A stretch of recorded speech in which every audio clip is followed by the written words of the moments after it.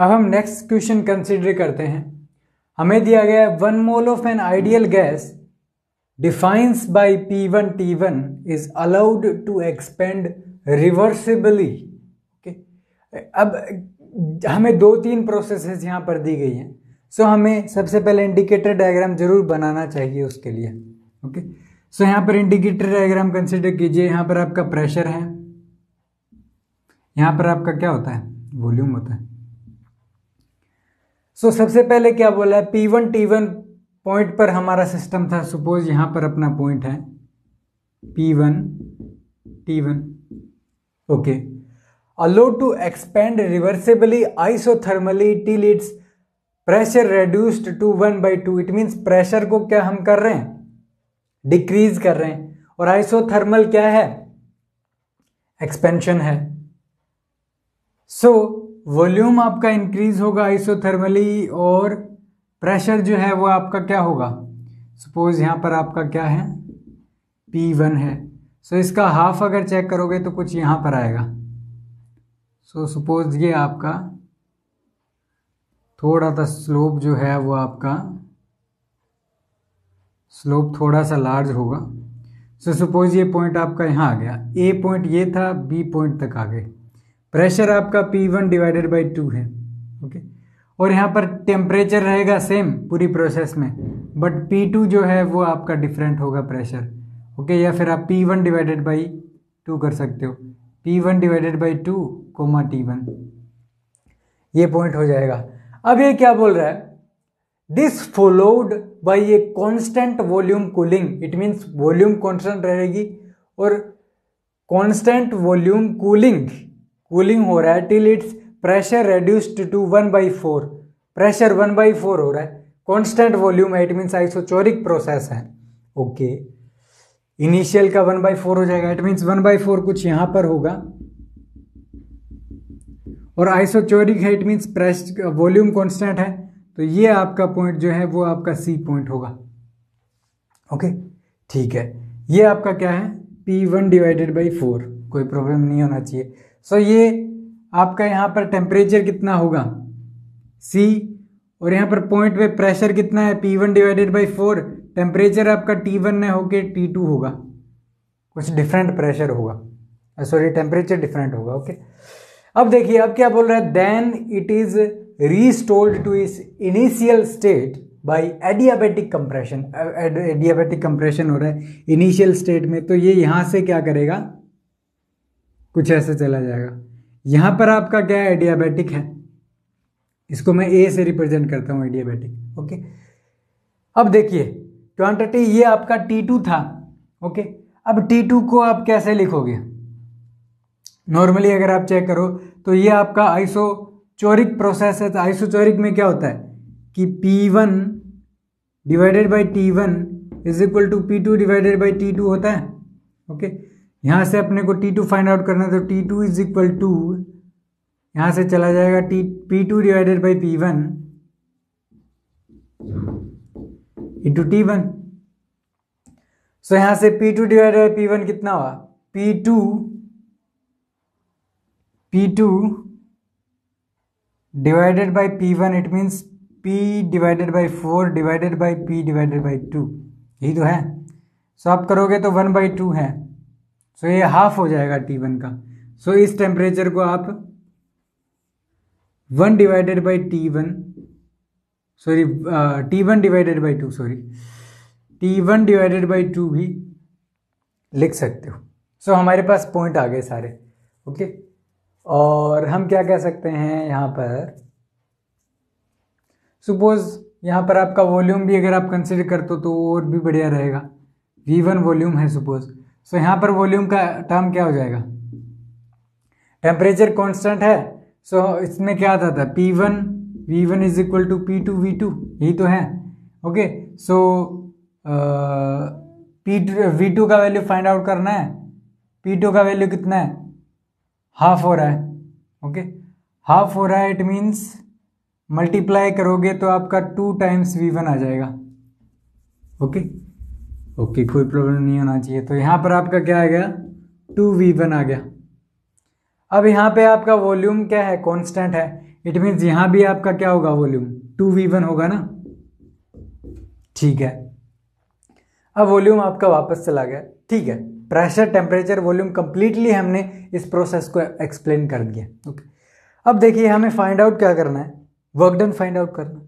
Okay, so work done हमें क्या करना पड़ेगा, सबसे पहले फाइंड आउट करना पड़ेगा इस प्रोसेस के लिए A टू B प्रोसेस में कितना वर्क डन होगा, देन फाइंड आउट करना पड़ेगा कि B टू C में कितना होगा। ओके, देन फाइंड आउट करना होगा C टू A प्रोसेस तक। ओके, जो टोटल वर्क डन है वो इस ये जो एरिया है इससे रिप्रेजेंट होगा। ओके, बिकॉज ये वाला जो एरिया है इसके नीचे वाला ये पॉजिटिव होगा और ये वाला जो एरिया है आप निकालोगे तो नेगेटिव होगा और ये सब्ट्रैक्ट हो जाएगा इसमें से और इक्विवेलेंट ये वाला मिलेगा। चेक करते हैं एक्सप्रेशन क्या आएगा इसके लिए। ओके, सो अब देखिए सबसे पहले चेक करते हैं कि ए बी के लिए कितना वर्क डन होगा। W is equal to isothermal process है, हम क्या करते थे आइसोथर्मल के लिए, सिंपली RT और ln P1 divided by P2 या फिर V2 डिवाइडेड बाई V1, आपके मर्जी है कौन सा भी फॉर्मूला लगा सकते हो। RT ln V2 divided by V1 कौन सा भी लगा सकते हो। यहां से चेक करो, अब P1 है, P2 कितना है, P1 डिवाइडेड बाई 2 करोगे तो 2 ऊपर चला जाता है तो ये कितना आ गया RT1 ln 2, कोई प्रॉब्लम नहीं होनी चाहिए। नेक्स्ट देखो B2C प्रोसेस में वॉल्यूम चेंज नहीं हो रहा, it means W is equal to कितना होता है P delta V zero, it means work done भी आपका जीरो होगा। ओके, अब C2A प्रोसेस में चेक करते हैं कितना होगा। कौन सा प्रोसेस है, एडियाबैटिक प्रोसेस है। एडियाबैटिक के लिए हमने क्या फाइंड आउट किया था, W is equal to 1 divided by 1 minus gamma. Okay, और यहां पर आपका क्या आता था P2 V2 minus P1 V1। Okay, कोई प्रॉब्लम नहीं होना चाहिए। अब देखिए यहां से P2 V2 कोऑर्डिनेट है हमारे पास, कितना है 1 divided by 1 minus gamma. P2 कितना है, P2 मीन्स जो फाइनल होगा, इनिशियल ये है, फाइनल ये है, फाइनल में P2 कितना है P1। ओके, और V2 कितना है V1 है, कोई प्रॉब्लम नहीं होना चाहिए, minus P1 V1 initial point कितना है P1 divided by 4 into 2V1। Okay, value कितना है W is equal to 1 divided by, अब गामा 1 से बड़ा होता है, इट मीन्स गामा -1 कर दोगे तो सही रहेगा, -1 ऊपर मल्टीप्लाई कर दो। अब देखिए ये है P1 V1। ओके, सो यहां से P1 V1 लिख सकते हैं ना, यहाँ पे कॉमन निकालिए P1 V1। अब यहां से कितना बचा 1 minus 2, 1 divided by 2 1, it means यहां पर आपका 2 आ जाता है।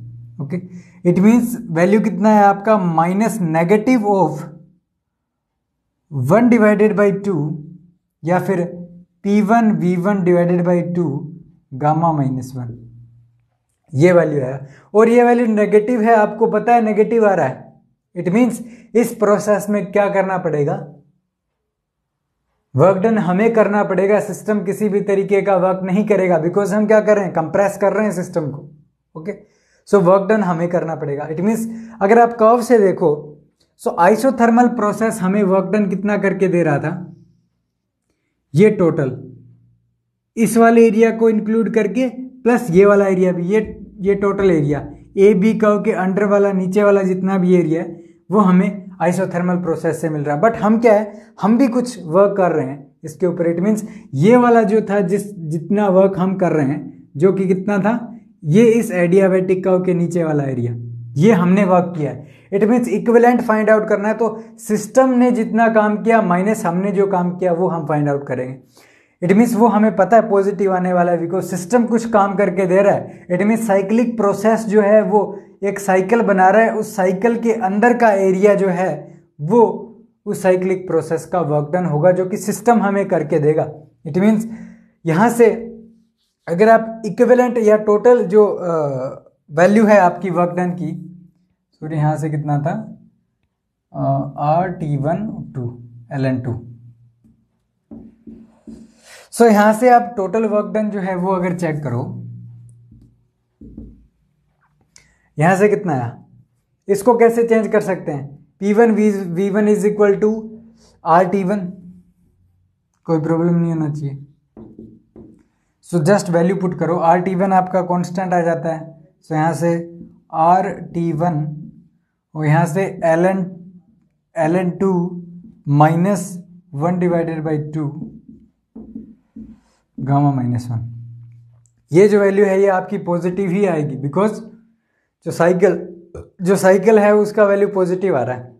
ओके, कोई प्रॉब्लम नहीं होना चाहिए। तो इस तरीके से आपका जो क्वेश्चन है वो कंप्लीट हो जाता है। हमने वर्क डन का एक्सप्रेशन था वो हमने क्या कर लिया, फाइंड आउट कर लिया। ओके, अब देखिए हमारा नेक्स्ट क्वेश्चन आता है कि 1 mole of air at STP is first compressed isothermally and reversely to 1/2 of original volume and then expanded adiabatic। It means दो प्रोसेस हो रही है, तो हमारे लिए क्या करना पड़ेगा, सबसे पहले इंडिकेटर डायग्राम जरूर बनाना पड़ेगा। सो सबसे पहले देखिए यहाँ पर प्रेशर है आपका, यहाँ पर आपका वॉल्यूम होगा, ये 0 पॉइंट है। तो सबसे पहले क्या बोल रहा है, STP पर है, इट मीन्स T1 आपका कितना होता है 273 केल्विन और P1 इज इक्वल टू कितना होता है आपका 1 ATM। दो ही चीजें काफी हैं वैसे। ओके, आगे क्या बोल रहा है ये कि फर्स्ट कंप्रेस्ड, सबसे पहले इसको कंप्रेस्ड किया जाता है आइसोथर्मली। ओके, सो सपोज यहां पर हमारा पॉइंट था P1 V1 और T1 कंप्रेस किया, इट मीन्स वॉल्यूम को क्या करना पड़ेगा, कम करना पड़ेगा। तो किस इस तरीके से ये पॉइंट आ गया सपोज। ओके, कोई प्रॉब्लम नहीं है। सो यहाँ पर आपका प्रेशर जो है क्या बोल रहा है, वॉल्यूम को इसने हाफ किया है ना। हाँ, ये जो वॉल्यूम है ये V1 है, यहाँ पर जो वॉल्यूम होगी वो इसकी हाफ होगी। तो ये आपका कितना आ गया, यहाँ पर कुछ प्रेशर होगा, temperature isothermal it means temperature same होगा, वॉल्यूम आपका V1 डिवाइडेड बाई 2 है। अब देखिए आइसोथर्मल प्रोसेस है तो आप प्रेशर भी फाइंड आउट कर सकते हो ना, कैसे, P1 V1 is equal to P2 V2। Okay, volume आपका हाफ हो रहा है, इट मीन्स प्रेशर आपको 2 टाइम्स करना पड़ेगा तभी तो होगा ना। सो यहाँ पे आपका 2P1 हो जाता है।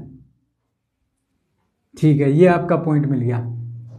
ओके, अब देखो अब हमें क्या करना है। ओके, एंड देन एक्सपेंडेड, अब इसको एक्सपेंड कर रहे हैं adiabatically and reversibly to its original pressure. Pressure original करना है, इट मीन्स प्रेशर आपको P1 करना है यहाँ पर। सो ये कुछ इस तरीके से ऐसे आएगी लाइन। ये जो पॉइंट है ये कितना होगा आपका, यहाँ लिख दूं अगर मैं, यहाँ तो सॉरी लाइंस जो हैं उसमें कंफ्यूजन हो जाएगा, फिर यहाँ पर हो जाएगा आपका, देखिए वॉल्यूम भी चेंज होगा, बट हमें सबसे पहले देखिए कितना है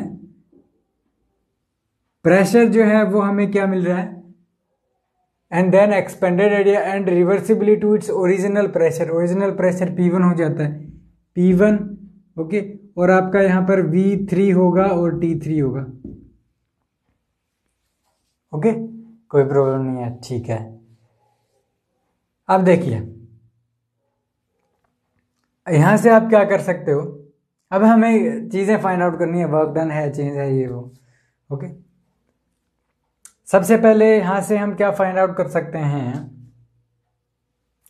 ये फाइंड आउट कर सकते हैं ना कि P V to the power gamma P1 V1 और P2 V2 to the power gamma is equal to क्या है, कांस्टेंट है। और यहां से आपका प्रेशर क्या है, प्रेशर आपका क्या कर रहे हो, हाफ कर रहे हो। ओके, सो इट मीन्स यहां पर आप अगर 2, यहां पर आपको क्या करना पड़ेगा, P2 क्या है आपका हाफ हो जाता है। Okay, it means P2 divided by P1 जो है वो इज इक्वल टू कितना होगा, V1 divided by V2 the power gamma. Okay, it means ये अगर आपका हाफ हो रहा है, कितना हो रहा है, P2 आपका कितना है, डिक्रीज होके हाफ हो रहा है ना, so it means 1 divided by 2 V1 divided by V2 to the power gamma. यहाँ से हम क्या कह सकते हैं कि आपको V2 फाइंड आउट करना है ना, हाँ V2 या फिर V3 है इस केस में, तो इस प्रोसेस में तो सो V3 जो है वो इज इक्वल टू किसके इक्वल आ जाएगा, देखिए यहाँ से ये आपका करना पड़ेगा, इधर इसको इधर लेके जाएंगे, इसको इधर करेंगे तो 2 to the power gamma into V1,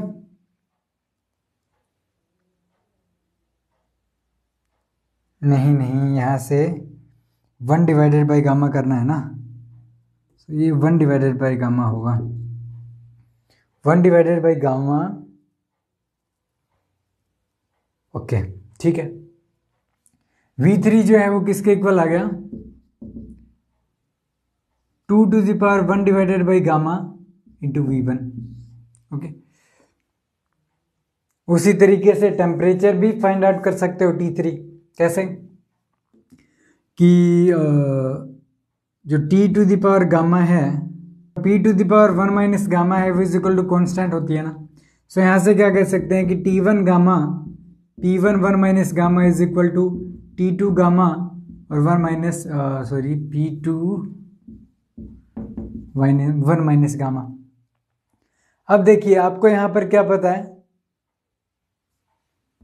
P1 पता है, P2 पता है, ठीक है, T1 पता है और T2 आपको फाइंड आउट करना है। कैलकुलेशन होगा और कुछ नहीं है, सिर्फ हो सकता है आपको दोनों साइड लॉग लेना पड़े इजी करने के लिए, बिकॉज अगर आप लॉग लोगे, सपोज इसमें हम एग्जांपल ले लेते हैं एक तरीके से, तो ln इसके अंदर लूंगा तो ये मेरा गामा बाहर आ जाता है ln T1 प्लस यहाँ पे आपका ln ये 1 माइनस गामा बाहर आ जाएगा ना, 1 माइनस गामा, ओके, और ln P1, ओके, उसी तरीके से इक्वल करूँगा तो ये मेरा गामा ln T2, ओके, और plus 1 minus gamma ln P2। सो इस तरीके से कुछ आप कैलकुलेशन वगैरह करना है, आपको T3 मिल जाएगा, कोई प्रॉब्लम नहीं होना चाहिए T3 में।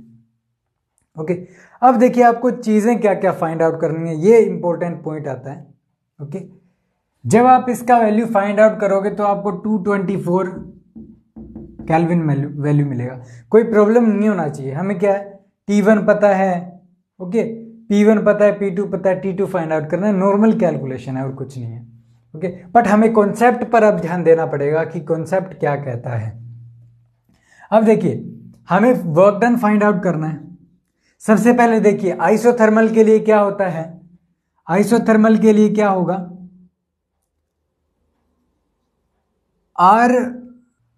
RT ln P1 divided by P2, okay, या फिर आप V2 डिवाइडेड बाई V1 कर सकते हो। ओके, सो आप यहाँ पर कोई प्रॉब्लम नहीं है, P1 डिवाइडेड बाई P2 करोगे तो आपको क्या मिल रहा है, हाफ मिलेगा। इट मीन्स ये क्या है, RT1 ln 1/2। ओके, T1 का वैल्यू हमें दिया गया है, कितना है 273 केल्विन, कोई प्रॉब्लम नहीं होना चाहिए, न्यूमेरिकल वैल्यू यही कर सकते हो आप। अब ये तो क्या था, आइसोथर्मल के लिए था। वर्क डन किसके लिए, एडियाबैटिक के लिए क्या होगा, एडियाबैटिक के लिए क्या होता है, अगर आप चेक करोगे तो R divided by 1 minus gamma T2 minus T1, यही तो होता है। ओके, यहां से चेक कीजिए आप क्या कर रहे हो, यहां पर टेम्परेचर जो है T3 यहां पर करोगे ना आप, T3 माइनस T1 भी फाइनल टेम्परेचर है वो आपका T3 है, इनिशियल टेम्परेचर आपका T2 लिख सकते हो आप, बट आपको पता है आइसोथर्मल प्रोसेस है तो सेम होगा T2 और T1। ओके, T3 आप यहां से फाइंड आउट कर चुके हो, T1 आपका इतना है, R कांस्टेंट है, गामा देखिए कितना लोगे आप, गामा जो है वो इस केस में आप क्या लेके चलोगे, इस गैस को ओनली डायटोमिक गैस कंसिडर करके चलोगे, बिकॉज मोस्टली गैसेस हैं डायटोमिक होती हैं, हाइड्रोजन है, ऑक्सीजन है। ओके, सो गामा इस केस में 1.40 होता है डायटोमिक गैस के लिए। ओके, सो गामा आ जाता है, तो आपका W जो है वो आपको मिल जाएगा यहाँ से। ओके, अब देखिए जैसे ही आप वैल्यूज कैलकुलेट करोगे, आइसोथर्मल के लिए हमने फॉर्मूला चेक कर लिया था, उसमें वैल्यू पुट करना है आपको। T3 हमने देख लिया था कैसे कैलकुलेट करोगे, तो 224 आता है, और W एडियाबेटिक आपको मिल जाता है।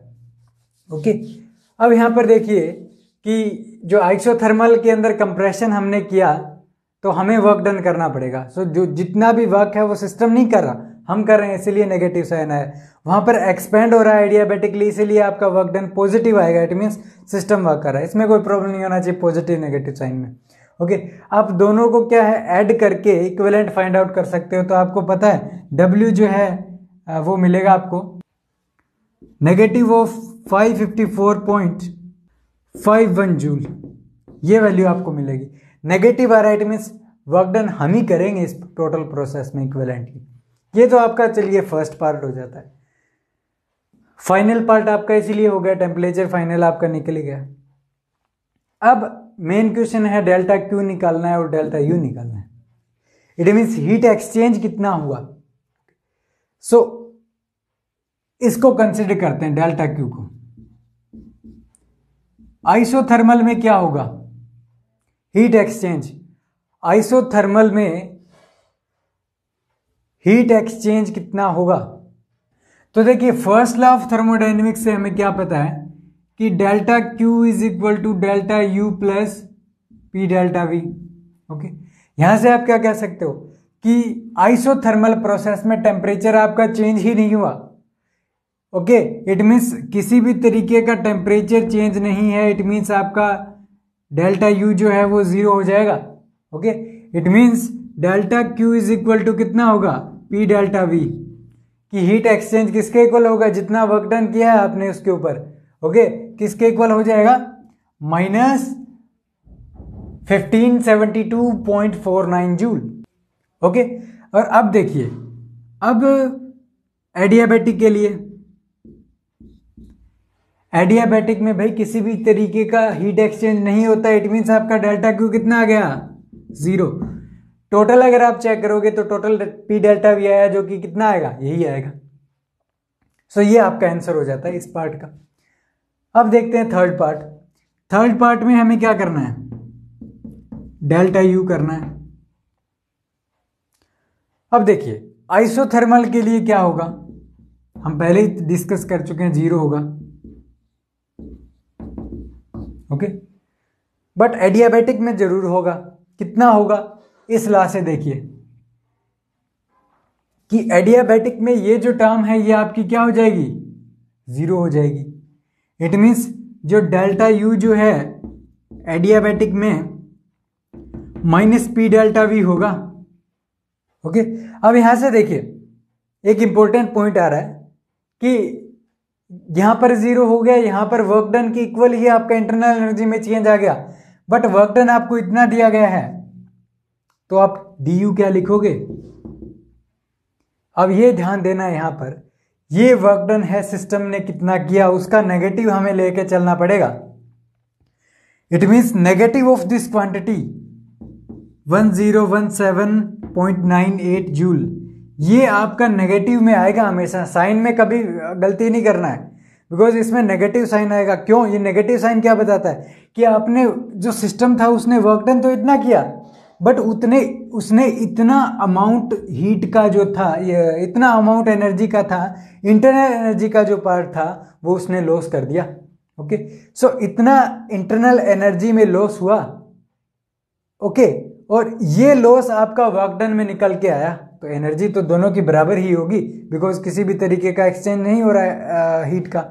ओके, सो इस तरीके से टोटल आपका क्या आ गया, इसके इक्वल आ गया। तो ये चारों पार्ट आपके कंप्लीट हो जाते हैं। ओके, सो इस तरीके से आपका जो क्वेश्चन है वो कंप्लीट हो जाता है। ओके,